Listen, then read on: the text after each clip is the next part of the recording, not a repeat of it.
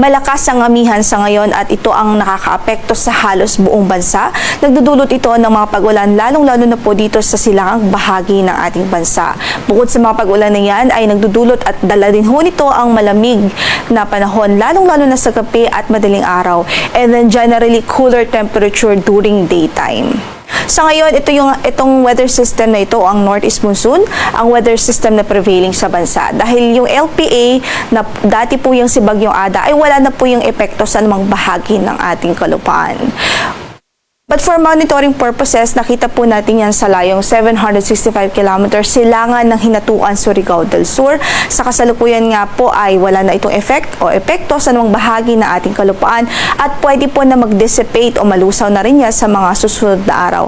At nakikita rin natin na posible that by tomorrow ang mag-prevail dito sa silangang bahagi ng Mindanao ay yung shear line. Ito yung salubungan ng hangin mula sa northeast at easterlies. Samantala, meron pang isang LPA sa labas ng ating area of responsibility na minomonitor tayo. Huling nakita yan sa layong 1,960 kilometers silangan ng Eastern Visayas. So napakalayo naman po nitong LPA na ito at wala itong any effect sa anumang bahagi ng ating kalupaan at hindi rin natin ito inaasahan na makakaapekto sa atin dahil mababa ang tsansa, nananatiling mababa ang tsansa na pumasok ito sa ating area of responsibility. Gayunpaman, patuloy po magantabay sa magiging update ho ng Pag-asa ukol dito sa weather disturbance na ito.